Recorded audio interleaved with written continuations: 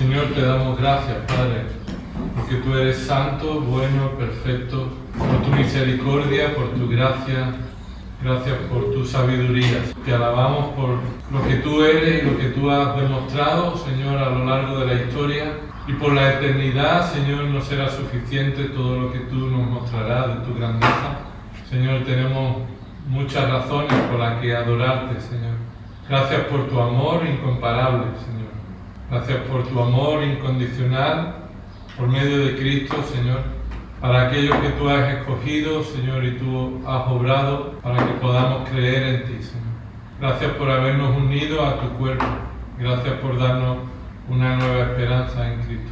Y gracias porque en medio de toda nuestra vida, Señor, nuestra mirada debe estar puesta en tu gloria, Señor, en tu reino, en tu grandeza, Señor. Y no queremos dejarnos llevar por circunstancias de la vida que nos preocupan, Señor, sino más bien traerlas delante de ti, Señor, y crecer en el conocimiento de ti, Padre.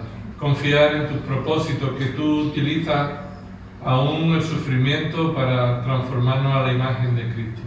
Y Señor, gracias también por las enfermedades, gracias también por todas circunstancias, Señor, que aunque para nosotros, Señor, no deseamos pasarlas, pero confiamos en que tú la usas para un fin glorioso, para traer gloria a tu nombre.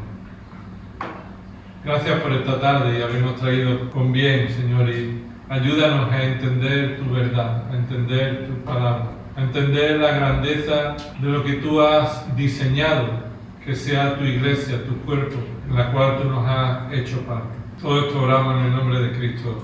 Amén. Después de haber estudiado en esta serie que llevamos ya varios años de grandes fundamentos bíblicos, hoy vamos a empezar con la lección número 10. Sin duda que cuando tú tomas un libro de teología sistemática, y es básicamente lo que estamos haciendo, yendo tema por tema grande y viendo lo que la Biblia enseña con respecto a ese tema. Hemos estudiado lo que la Biblia enseña sobre sí misma, sobre la Biblia, bibliología.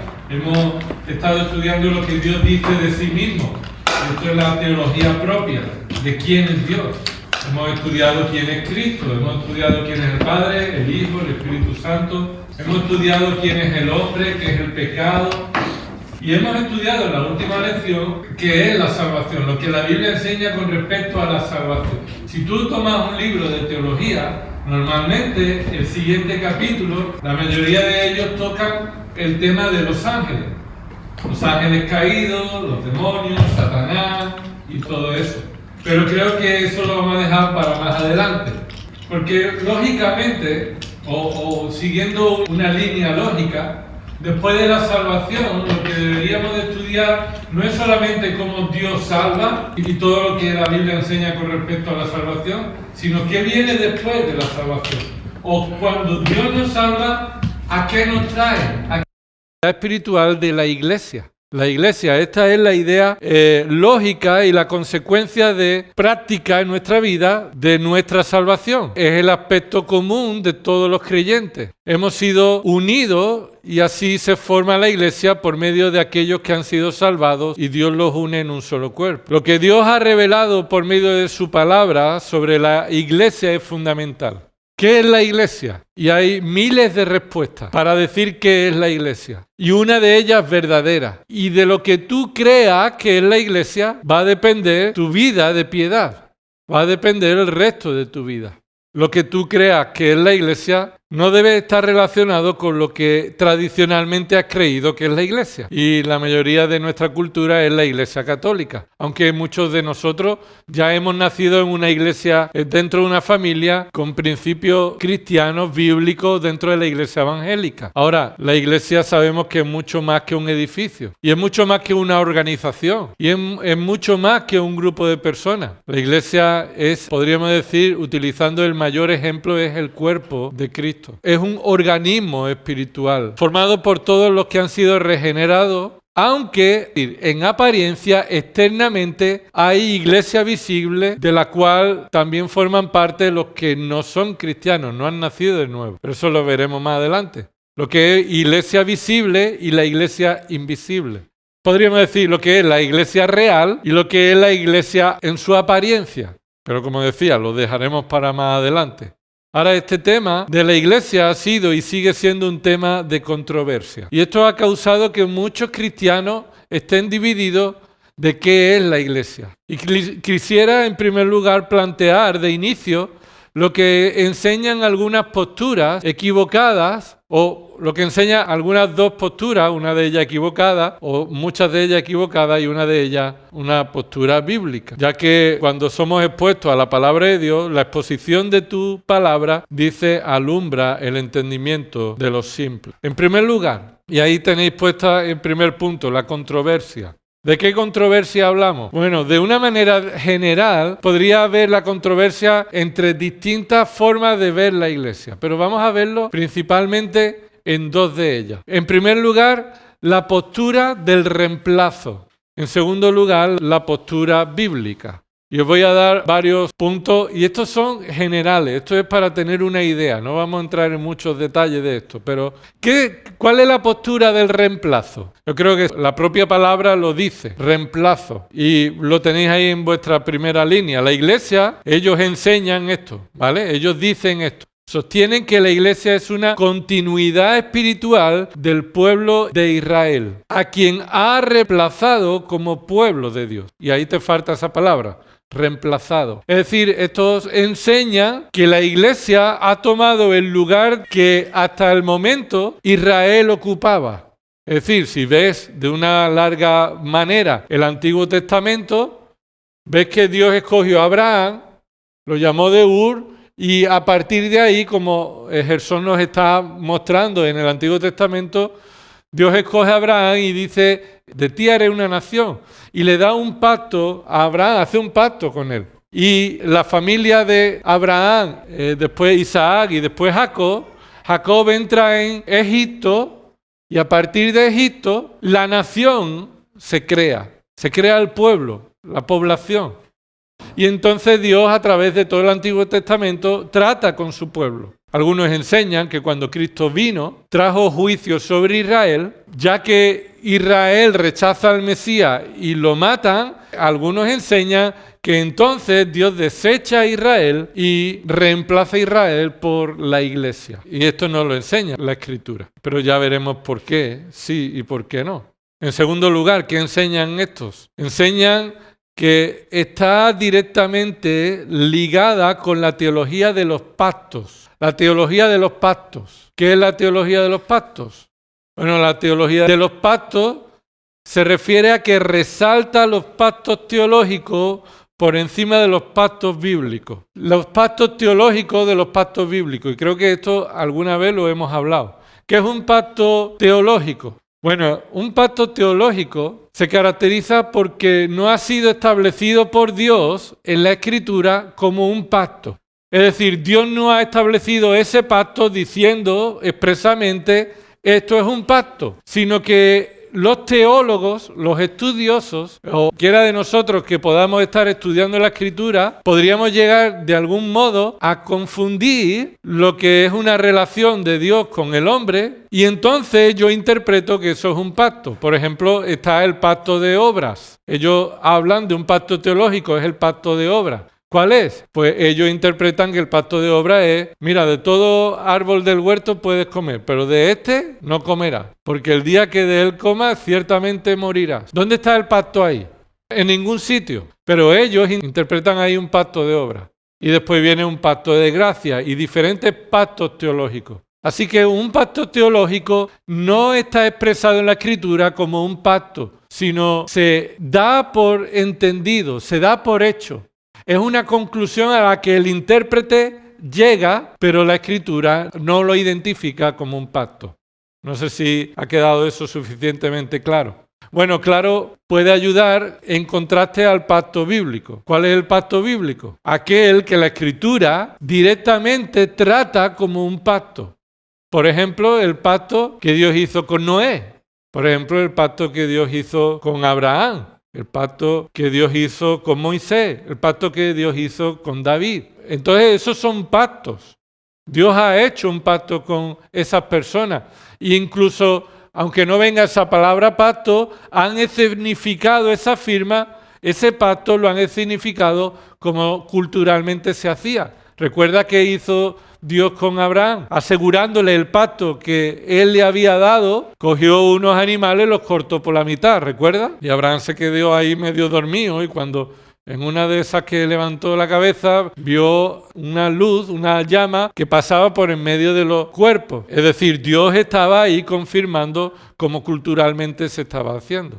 ¿Qué sucede? Que los pactos teológicos, si tú los colocas por encima de los pactos bíblicos, tienes un problema. Porque estás llevando conclusiones propias a un nivel que Dios no lo ha llevado. Así que eso te va a afectar en el resto de tu interpretación. Entonces ese es el problema. Ellos establecen los pactos teológicos por encima de los pactos bíblicos y mira lo que dice. Y establece señales continuistas del antiguo pacto al nuevo pacto. Es decir, ellos toman leyes y cuestiones del antiguo pacto y las trasladan al pacto nuevo, al nuevo pacto, en el cual la iglesia es partícipe. Y ellos hacen a la iglesia partícipe de cosas que solo son para el pueblo de Israel, terrenal. Se llama el Israel étnico, el Israel que viene de la carne. Así que ellos, esos pactos que dicen que Dios ha hecho con el pueblo, los van a trasladar al nuevo pacto. En tercer lugar, mirad lo que dice ahí. Su enseñanza tiene consecuencias en otras enseñanzas teológicas, como los eventos futuros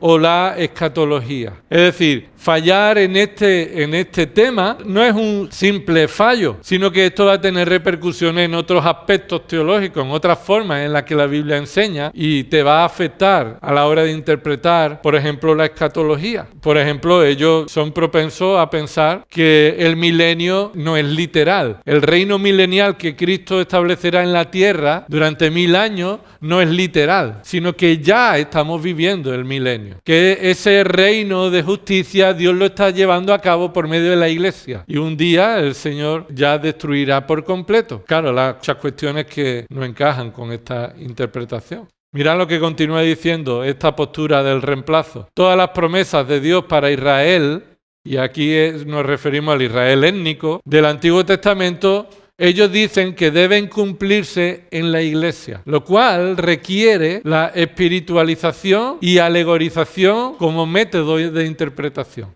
¿Qué significa espiritualización o alegorización? Es decir, ellos entonces leen las profecías del Antiguo Testamento y dicen que se deben cumplir con la iglesia, en la iglesia. Y por tanto, para que eso se cumpla, el método de interpretación debe ser el espiritual o alegorizar. Es decir, darle a las profecías un sentido espiritual en lugar de literal, real, material, físico. Ellos dicen, como estábamos diciendo antes del milenio, bueno, no va a reinar 1000 años en la tierra, sino que está reinando en la iglesia. ¿Entiendes? Y entonces ahora ellos espiritualizan y dicen que ese reinado es un reinado espiritual, que lo ejercen en la vida de los creyentes y en la iglesia, y que Dios lo va a extender en la tierra cada vez mejor o cada vez más. Pero entonces las profecías del Antiguo Testamento que hablaban de un reinado justo en la tierra ya no se cumplen realmente según ellos, sino se cumplirían espiritualmente, lo cual hace que su método de interpretación ya no sea literal, sea un método espiritualizado o alegórico, dándole un sentido diferente al literal. Y ¿sabes qué? Ya has perdido el control del significado. Ya no es el autor el que ha dado el significado, el cual yo debo entenderlo. Ahora eres tú quien tienes el control del significado cuando le das un sentido diferente al que debe tener, al que tiene gramaticalmente. Por último, dice que no respeta completamente el método adecuado de interpretación literal, gramático, histórico o gramatical histórico. Es la conclusión del punto anterior. No respeta al completo. Y pone ahí, no respeta completamente. Porque la mayoría de los que creen esto tienen una buena doctrina de Dios, de la salvación, de la Biblia y cumplen su interpretación. Su método es perfectamente adecuado en todos esos aspectos, pero cuando llegan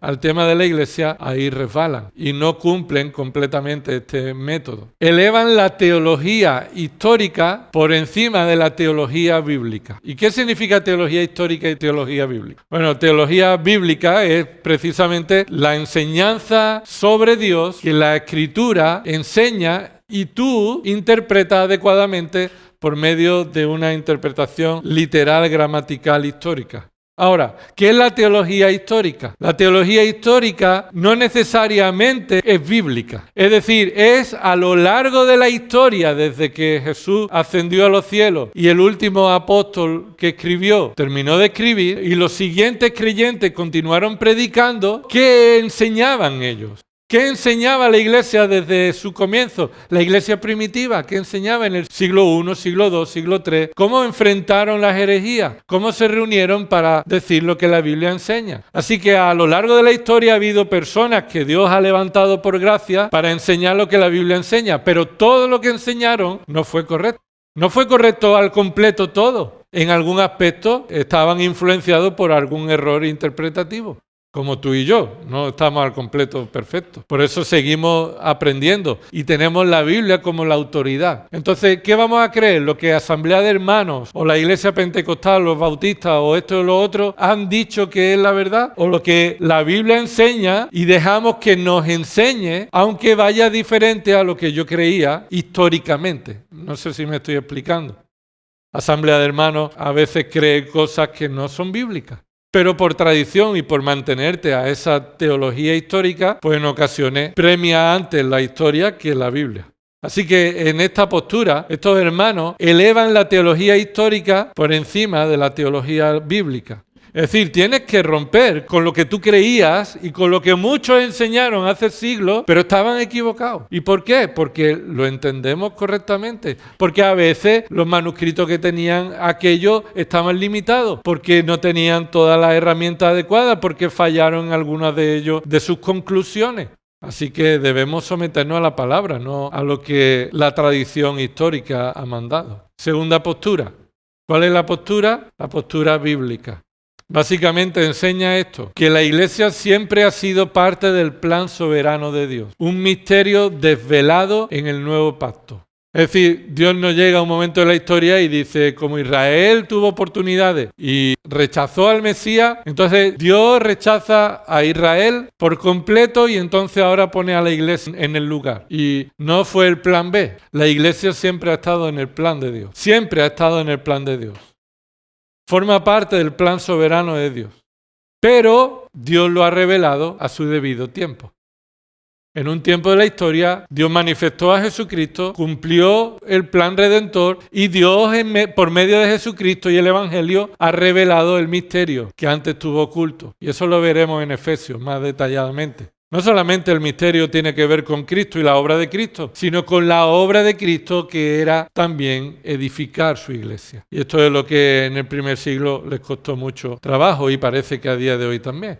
En segundo lugar, la iglesia no sustituye a Israel, la cual Israel continúa siendo la receptora de las profecías literales del Antiguo Testamento. Es decir, Israel no ha sido desechada por completo. Recuerda que Pablo dice esto en Romanos. ¿Ha habido un endurecimiento en Israel? Sí. ¿Pero ha sido definitivo? ¿Ya ha sido desechado para siempre? No.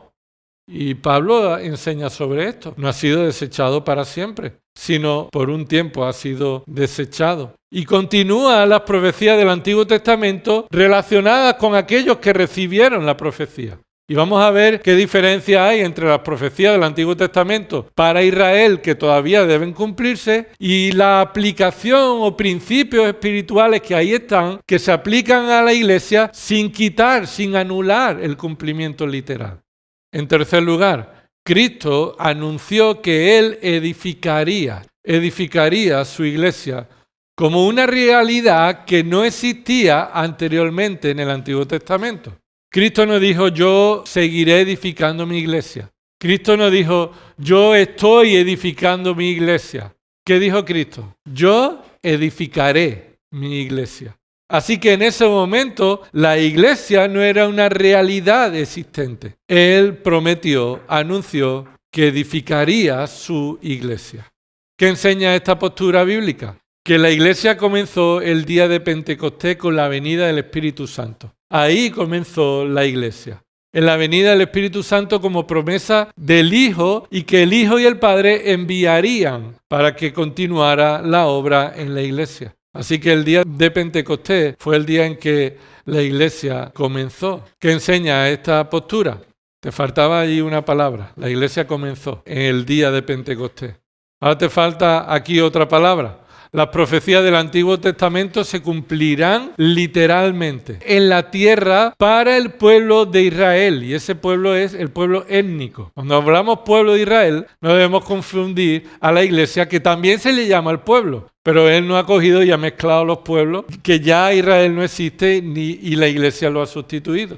Así que el pueblo de Israel continuará siendo aquel que Dios cumplirá sus promesas literalmente, por eso está ahí subrayado, literalmente, no espiritualmente, no lo espiritualiza, no se alegoriza, no es un reino hipotético espiritual, será un reino material real en esta tierra. Y después, ahí al final, respeta coherentemente. Esa palabra te falta ahí. Así que respeta coherentemente el método de interpretación literal, gramatical, histórico. ¿Por qué lo respeta coherentemente? Porque aún cuando llega a estos puntos en que la teología histórica ha dicho algo diferente a lo que la Biblia dice cuando tú aplicas el método literal, no cambiamos el método para adecuarnos a la historia, sino decimos, mira, aquí literalmente, gramaticalmente, históricamente, en su contexto, esto significa esto. Oye, es diferente a lo que Calvino dijo. Lo siento, Calvino estuvo equivocado. Oye, es diferente que lo que Agustín dijo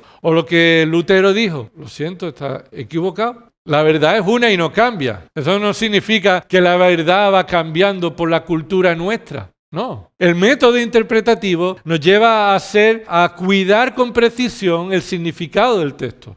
Y en la gracia de Dios Él ha permitido que tengamos también, que veamos en la historia los errores que hemos cometido, errores de interpretación, y nos sometamos al texto. Por ejemplo, si tú coges un libro de MacArthur de hace años, uno que se llama Fundamento de la Fe, y ves la lección 1, vas a ver cada libro de la Biblia te pone un pequeño resumen, un pequeño título de qué consiste. Y entonces, si vas a Cantar de los Cantares, en esa edición de hace años, MacArthur decía ahí, Cantar de los Cantares. Permitirme que lo haga así porque de memoria no me lo sé. Pero una ilustración o una manera de cómo Dios ama a su pueblo o ama a la iglesia. ¿Sí? Si tú coges el que hoy tenemos, el que hoy ellos tienen editando, tú vas a Cantar de los Cantares y muestra un cántico del amor del matrimonio según el plan de Dios. ¿Por qué? Porque en este tiempo, esta manera de este cambio ha sido porque Él ha detectado y los hermanos que están con ellos han visto, oye, aquí estamos espiritualizando.